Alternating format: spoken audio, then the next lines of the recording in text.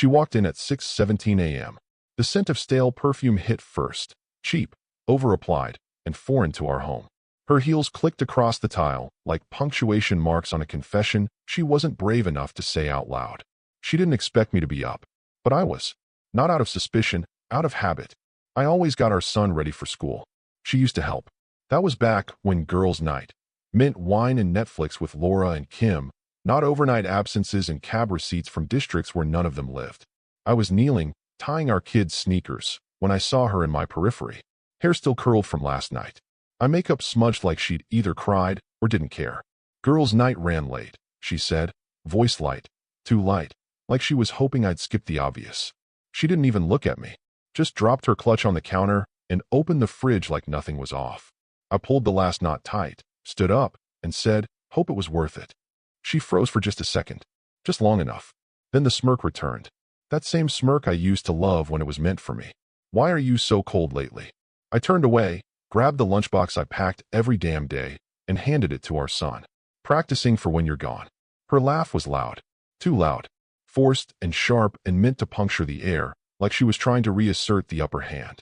"Okay, dramatic," she chuckled, eyes darting, calculating. But I didn't laugh. I didn't even blink. I just stared at her and said, "We'll see." She blinked first. What she didn't know, and never stopped to consider, was that I wasn't guessing anymore. I wasn't fishing or hoping or spiraling. I knew. Not from texts, not from some cliché lipstick on a collar or a stranger's tip. I knew because she changed, but not in the way people think. It wasn't the missed dinners or sudden gym obsession.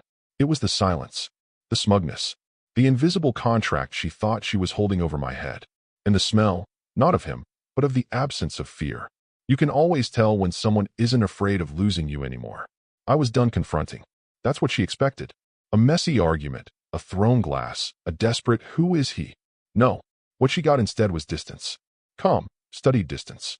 The kind that makes people nervous, not because of what you say, but because of what you don't. And since you're here, if you've made it this far, do one thing for me. Hit subscribe. More than 90% of people who hear stories like this never do. But it keeps our little crew running, and trust me, what's coming? You'll want to be here when the last card hits the table. She left the kitchen that morning without finishing her coffee. The mug sat half full, lip print smeared. She didn't ask me if I'd be home that evening. She just said she had another dinner. Laura's going through a rough time, she claimed. Laura, by the way, was in Florida with her fiancé. Sent me a photo from Disney Springs the night before. Funny how time zones work. My wife didn't know it yet, but I was no longer the quiet, dependable man she thought would sit in his office and move freight. That's how she phrased it once. I heard her on the phone. "He's harmless. He just moves freight and stares at spreadsheets." Sure, I move freight, but I also built the damn company from the ground up. And spreadsheets? They talk, if you know how to listen. Her lover, the so-called mentor, wasn't even subtle. A few expense patterns here, a few oddly timed vendor meetings there. Their first team-building trip to Austin was booked from her email, but his Amex. Sloppy, arrogant, but I didn't say anything. Instead, I started listening closer. Watching. Not just her, but everyone. She stopped wearing her wedding ring 3 weeks ago. Said it was pinching during yoga. She started calling our kid my son, in conversations, like I wasn't there. Subtle, but sharp. She made 2 jokes about prenups in front of friends at brunch. I didn't laugh. And the final straw? She changed the passcode on her phone. Not because she had something to hide. Because she wanted me to know she had something to hide. It was a game to her. Power. Control. Leverage. She thought she was playing chess. She didn't realize I'd already flipped the board over. 8 months ago, I filed the paperwork. Quietly. Legally. No fireworks. No signature fights. Just a shift in voting rights and a delayed trigger clause set in motion. The company, my company, was sold. She just didn't know it yet. And the man I sold it to? Oh, she knew him. Very well. The game wasn't over. It hadn't even started. She opened her laptop like she always did, sleepy, unbothered, half-focused, the way someone does when they assume the world still works for them. Hair in a bun, glass of oat milk in hand. She clicked through Slack messages with one eye and flipped through Instagram with the other. There was a photo of Laura at the beach, Florida again, some ad for Lip Plumper, and a sponsored post about what powerful women wear to boardrooms. That one made her smile. Then she tabbed over to her work inbox, probably expecting some softballs, budget drafts, Q3 slides, a reminder about Friday's leadership lunch. Instead, the screen froze for a second, then refreshed. The subject line at the top wasn't from finance. It was from corporate. All staff. Transition notification, effective immediately. She clicked it, probably still chewing on whatever smug thought was in her head. And then she saw it. One sentence. Centered, bold, no signatures, no fluff. Effective immediately, ANR Logistics has been acquired by Dentwell Holdings. It took her a full 6 seconds to understand what it meant. At first, she just blinked. Then her fingers moved, frantic, typing her father's number. Voicemail. She tried again. Then Jared. Straight to voicemail too. She switched apps and opened WhatsApp, scrolled past a group called Wine Witches Wineglass Nail Polish, and tapped on Dad, private. The messages there were dry, clinical. Her father never typed much. But the last one stood out now in hindsight. Did you sign off on Q2 voting rights yet? Call me. Sent 5 weeks ago. She never replied. Too busy. Then at 10:22 a.m., the phone finally rang. Anna. Her father bellowed before she could even say hello. He sold it. He sold the entire goddamn company. She pulled the phone away from her ear, stunned. What are you talking about? He can't do that. Oh yes he can, her father growled. And he did. And you need to get to the office. Now. The line went dead. She stared at her reflection in the dark screen of her laptop, blinking like maybe if she looked hard enough, she'd see the explanation written there. Some prank. A mistake. Something reversible. But it wasn't. Dentwell Holdings wasn't just a buyer. They were the rival. The thorn in her father's side for over a decade. The firm that once tried a hostile takeover and got humiliated when her husband found a loophole in their debt covenants. The CEO, Clark Redden, had been publicly embarrassed at a logistics summit when Jared, her lover and mentor, joked that Dentwell couldn't manage a carpool lane, let alone a freight network. And now, that same man had just bought the building she worked in. She stood up too fast. Knocked over the oat milk. Didn't even notice. Her fingers shook as she logged into the internal dashboard. Half the tabs were already down. Under maintenance. She clicked on HRIS. Access denied. Slack. Kicked out. Her badge was still working. For now. She grabbed her coat. Forgot her bag. Didn't even brush her hair. Called Jared again. No answer. Tried again. Straight to voicemail. By the time she pulled into the lot at ANR's headquarters, there were 3 security guards posted outside. And they were checking badges. That's when the dread started to crawl. Not panic. Not yet. Just the slow realization that the ground she thought was solid had been swapped out from under her. Like stepping on a rug that turns into glass mid-stride. One of the guards scanned her badge. The light blinked green. He stepped aside. You'll need to head to the West Wing for briefing. Briefing? She asked, trying to summon that executive voice she liked to use when pretending she ran things. What briefing? I'm a vice president. He didn't answer. Just motioned down the hall. She walked in, heels echoing, hair a mess, last night's lipstick smudged just enough to make her look human. She passed familiar desks, but something was off. People looked up and then looked away, like they'd just been told Santa Claus was bankrupt and they had to pretend it didn't change anything. She reached the executive wing and saw the blinds on her office were shut. Behind the glass, someone was sitting at her desk. Not Jared, not her father, someone taller. He turned slowly, smiled. And that's when panic began to take over. Because she recognized the man. Clark Redden. The same one she and Jared once laughed about during drinks. The one Jared called the guy with dollar store teeth and Fortune 500 ambitions. Clark stood, walked to the door, opened it. Anna, he said, voice calm, measured, almost gentle. I remember everything. She felt her knees buckle, just slightly. But she didn't fall. Not yet.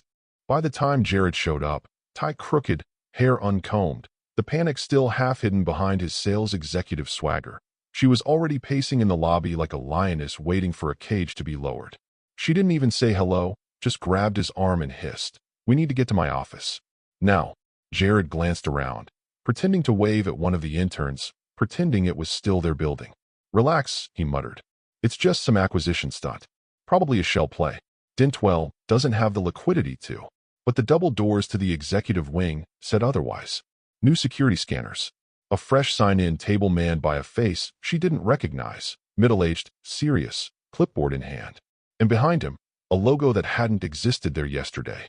Dentwell Holdings. The staff huddled like villagers outside a burning house.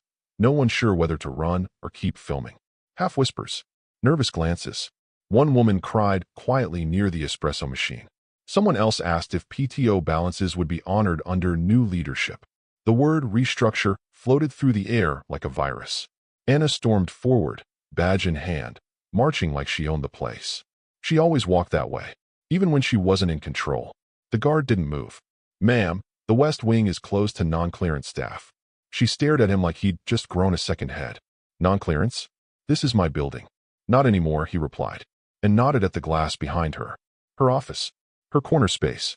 The one she fought for during the last renovation, that she said had natural power because of the east-facing windows and private restroom. The blinds were pulled halfway open now. Someone else was inside.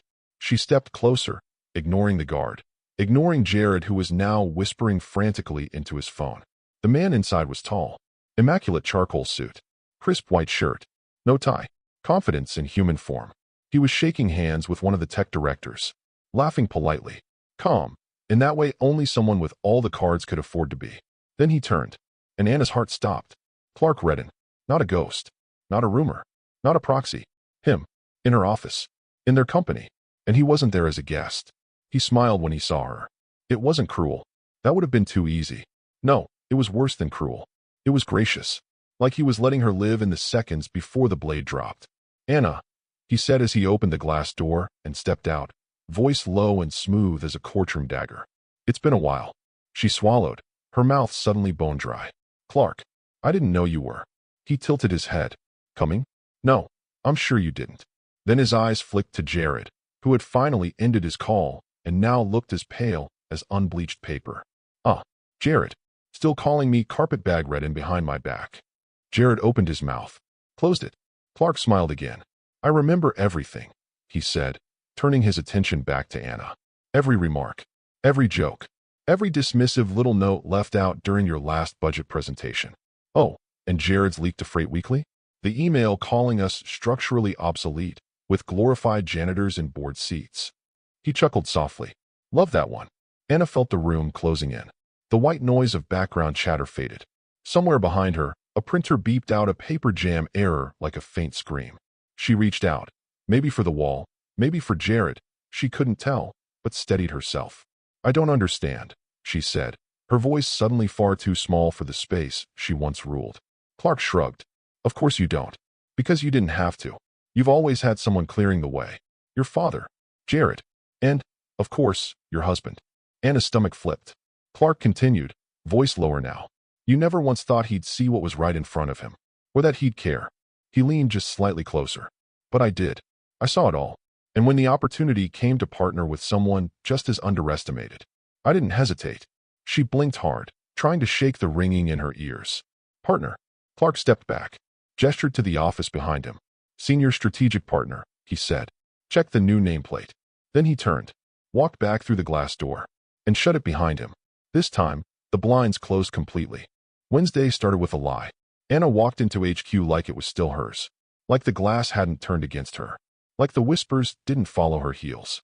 She still wore her title like armor, Vice President of Strategy, even though the official org chart now listed her as consultant, pending review.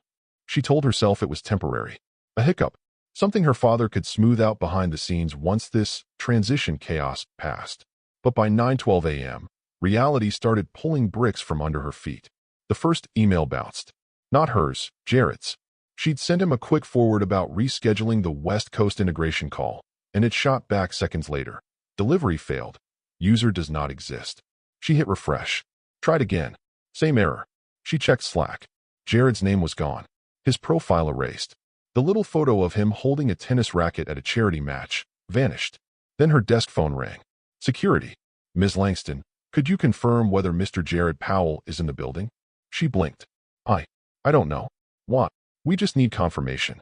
You're listed as his former department head." "Former." She hung up without answering. By 9:28 a.m., she had her answer. Through the glass pane near the south elevators, she watched two guards escort Jared out of the building. No shouting, no struggle, just a leather messenger bag and the look of a man who finally realized he wasn't bulletproof. He didn't even glance back. Her phone buzzed with a new calendar invite. Town Hall, mandatory attendance, 12 p.m. The sender? C. Redden. Clark wasn't hiding anymore. He wasn't playing polite either. This was now a stage, and she was part of the show.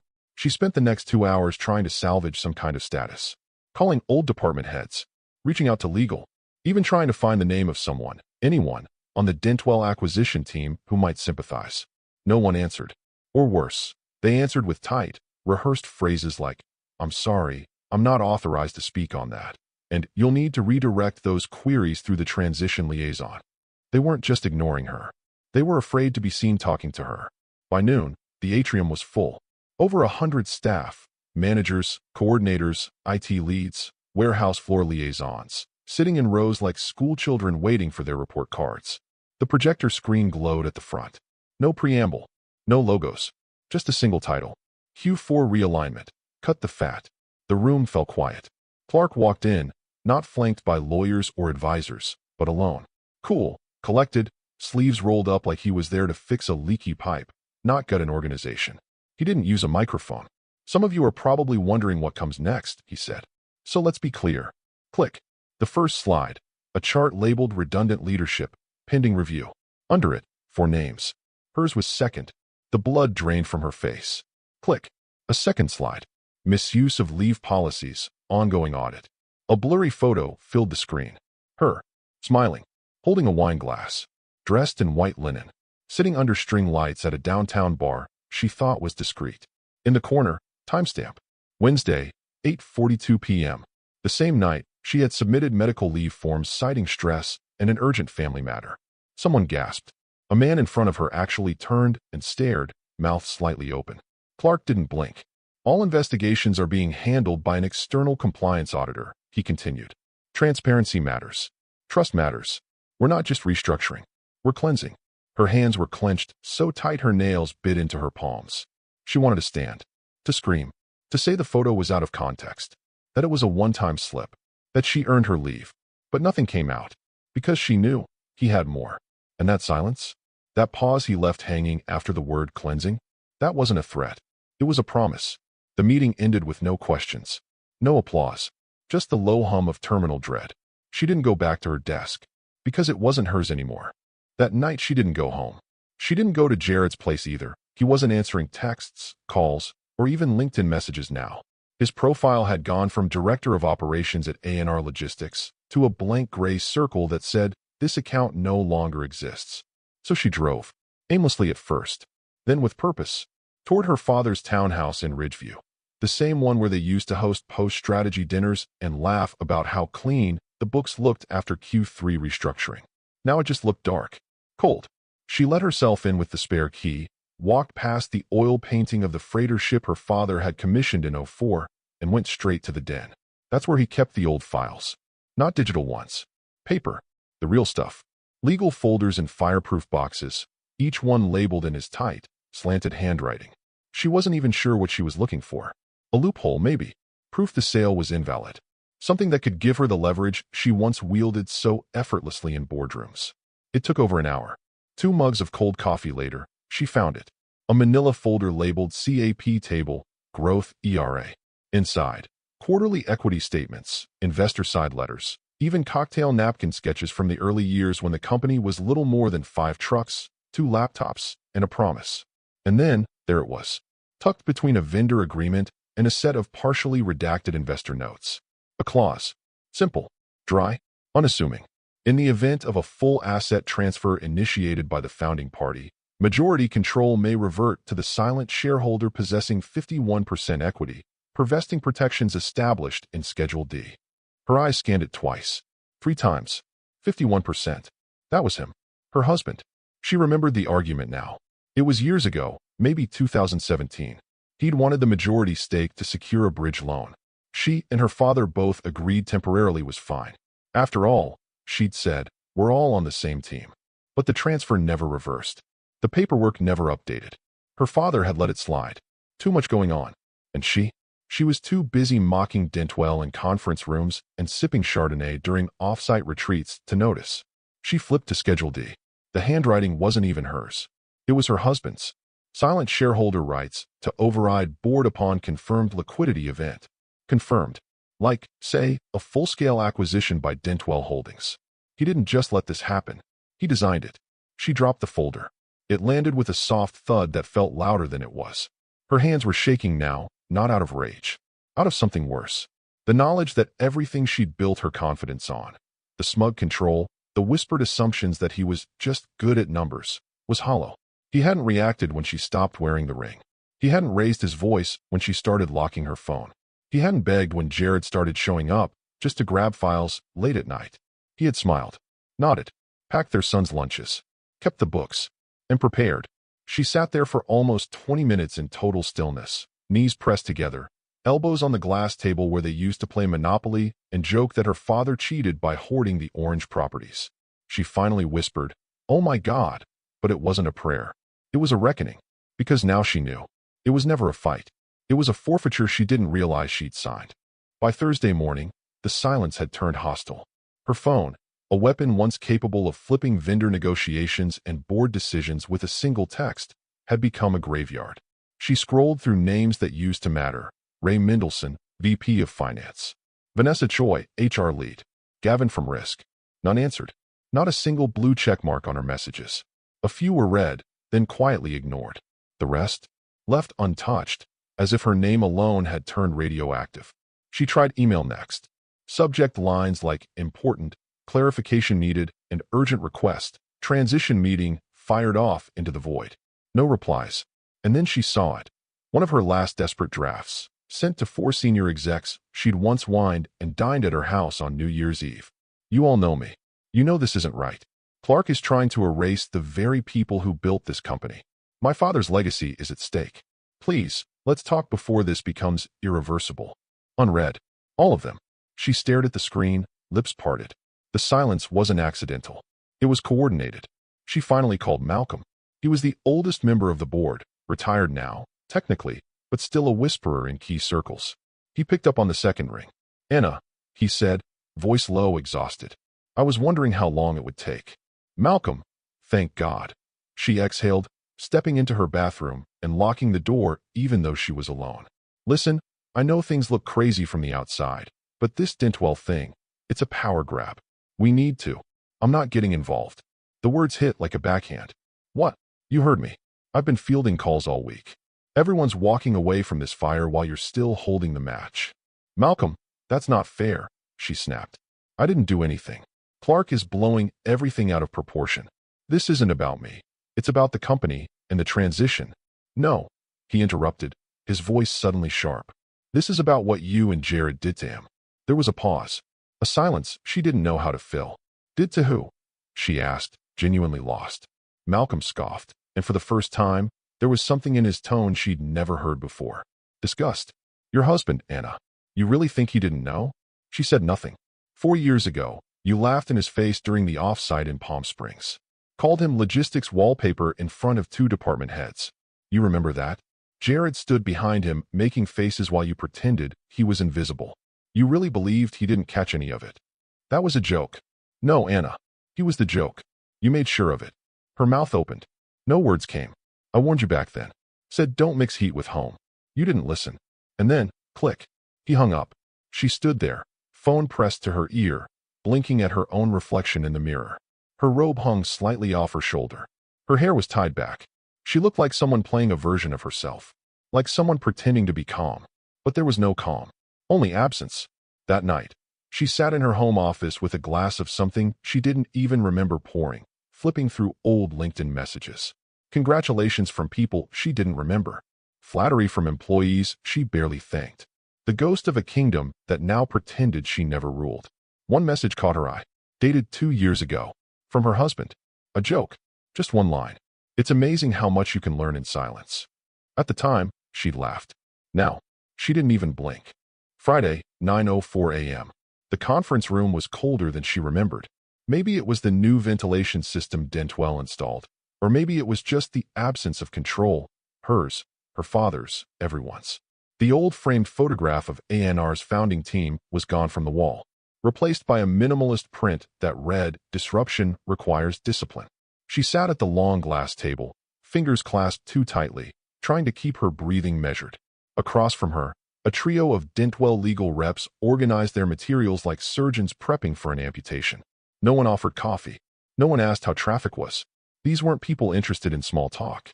These were closers. Then the door opened.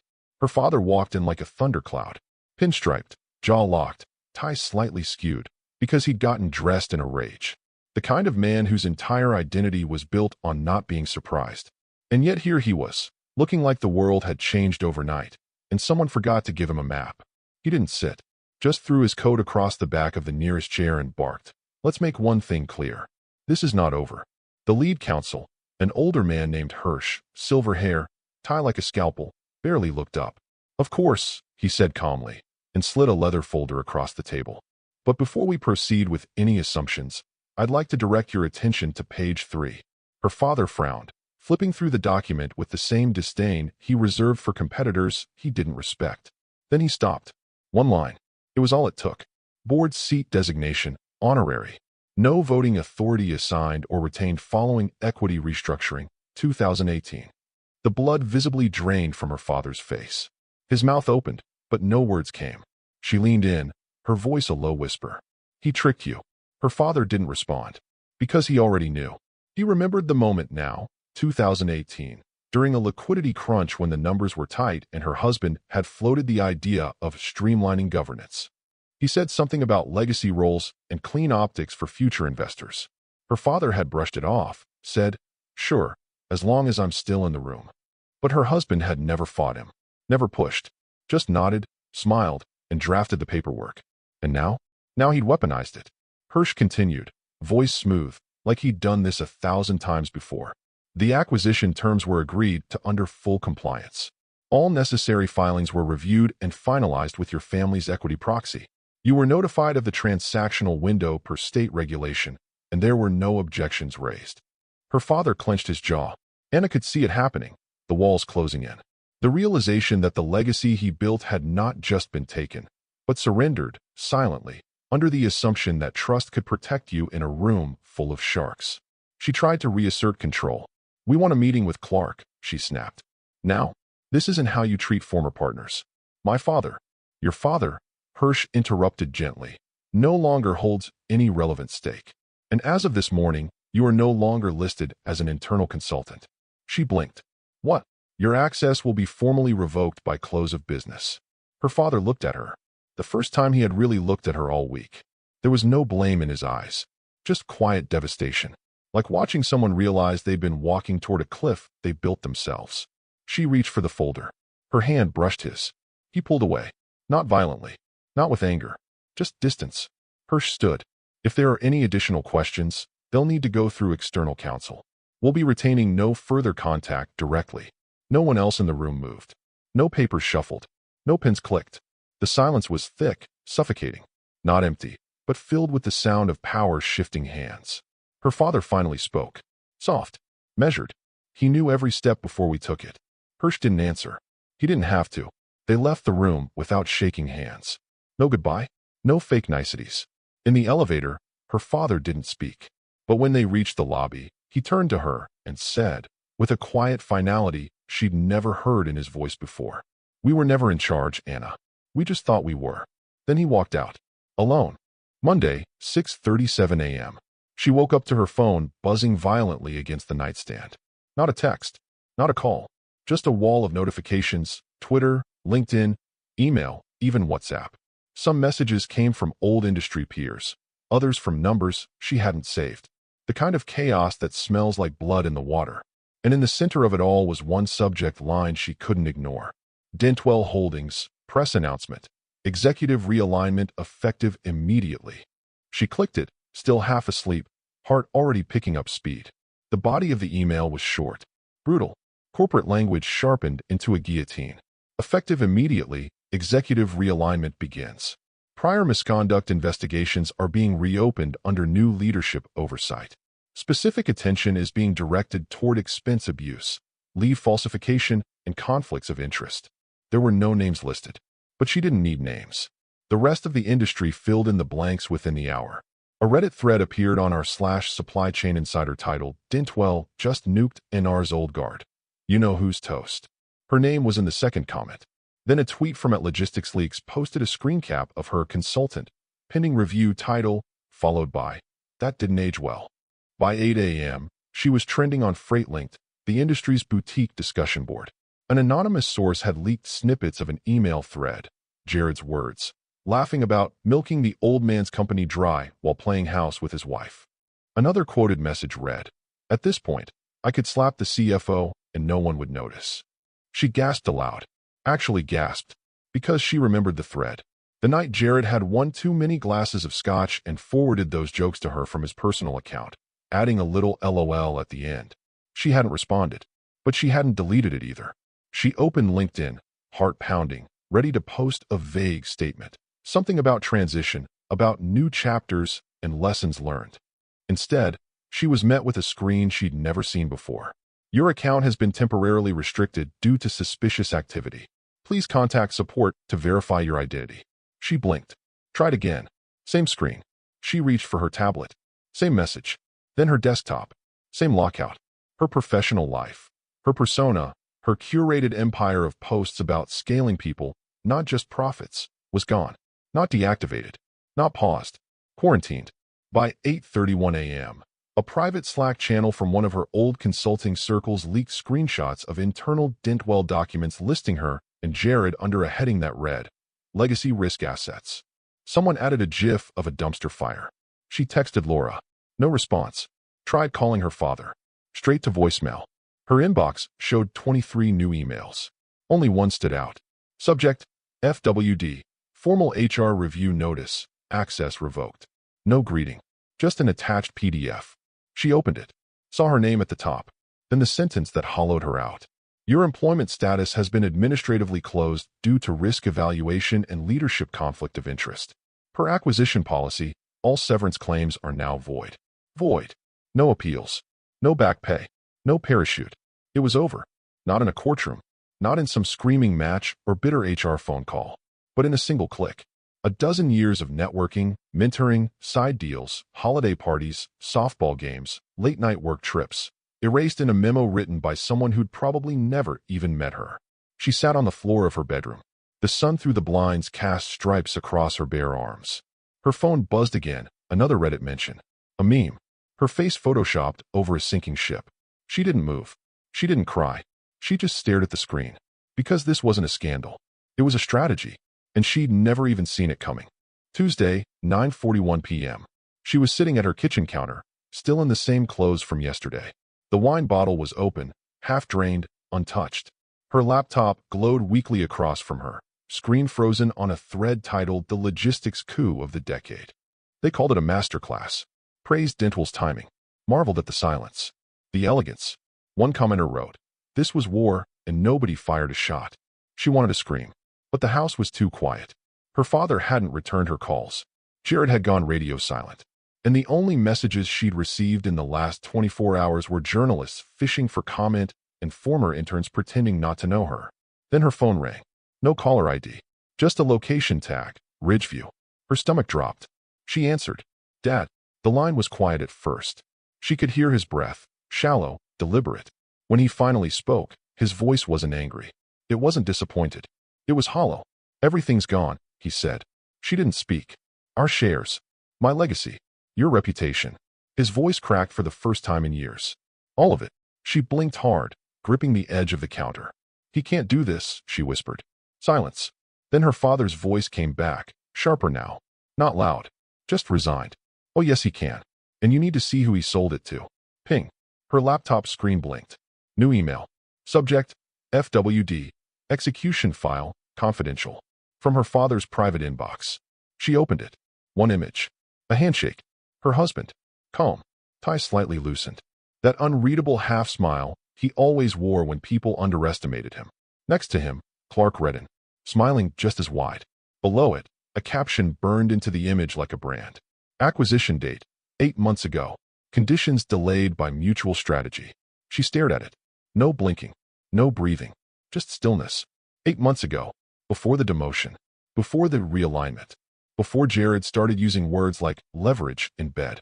Before she ever imagined her husband could notice, let alone retaliate. He hadn't reacted when she came home late. He hadn't flinched when she canceled date nights, forgot anniversaries, left town with Jared for leadership conferences.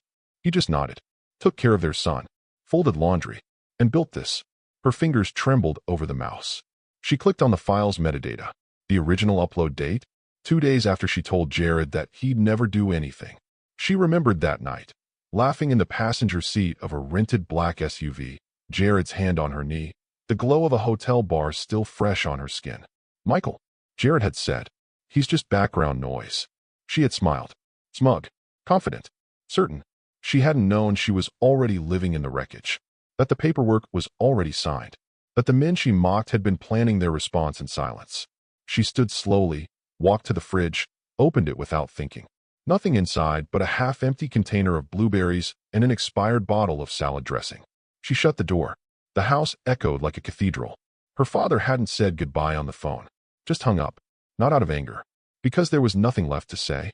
He hadn't just lost a company. He'd watched the son-in-law he dismissed as reliable but irrelevant outmaneuver every board member, every executive, every lawyer he trusted. And worst of all, she realized now, he knew she was the reason. Every smirk, every leak, every late night that became public ammunition. She had mocked the wrong man. And he hadn't just survived. He had waited. Wednesday, 7:58 a.m. The town car, Dintwell scent smelled like dry-cleaned leather and quiet decisions. No one greeted her when she arrived. Just a laminated pass in a white envelope handed off by a junior HR rep who barely made eye contact. The pass read, Exit interview, 8:30 a.m. No title, no department, just her name. She stepped through the revolving glass doors one last time, her heels clicking against the polished floors that once carried her with power. The lobby hadn't changed, same layout, same artwork, same security desk. But something in the air was different. Still, hollow, like the building had expelled its old bloodstream and was learning to breathe all over again. She adjusted her blazer, the same navy one she wore during Q2 investor briefings. Back when people listened, the security guard at the desk didn't look up, just slid her badge across the scanner, then motioned toward the elevators. But as she stepped forward, something in the periphery caught her eye. A nameplate, a new one, on the door she used to call hers. She froze. Her feet actually stopped moving, just shy of the elevators. She turned. Slowly. The blinds were open this time. And there it was. Bold black lettering, crisp and new. Michael Langston, Senior Strategic Partner, Dintwell Holdings. Her throat closed. She stepped closer, like someone walking toward a cliff's edge, hoping the fall would make more sense up close. The office was quiet. Empty, but untouched. His desk was clean. Organized. No pictures. No clutter. Just one object. A small silver compass, its needle still. The same one she once gave him as a gift. An inside joke from their honeymoon. Back when he used to get lost on hiking trails and she'd pretend to know the way. Back when she still looked at him like he mattered. She hadn't seen that compass in years. She stood there, fingers barely grazing the glass, when movement caught her eye. Across the lobby, he was standing near the far wall. Her husband, Michael, hands in his pockets. Calm, not smug, not cruel, just unreadable. He didn't walk over. He didn't wave. He simply nodded once. Not a greeting, a conclusion. And then he turned, walked away. No final words. No I told you so. No grand speech. He didn't need one. Because this wasn't revenge. It was design. She stood there, alone in a lobby that used to carry her name in bold across press releases, watching the man she'd dismissed as a spreadsheet robot disappear through doors she no longer had access to. He hadn't just left her. He'd surpassed her. Silently. Systematically. Permanently. And she, who once thought she held all the leverage, now stood with nothing but a badge that would deactivate by noon, a reputation stripped bare, and a name no one in the building would say out loud anymore. The only sound left was the soft buzz of the elevators behind her, and the quiet realization that this ending had been written the night she smirked and said, he won't do anything. He did everything.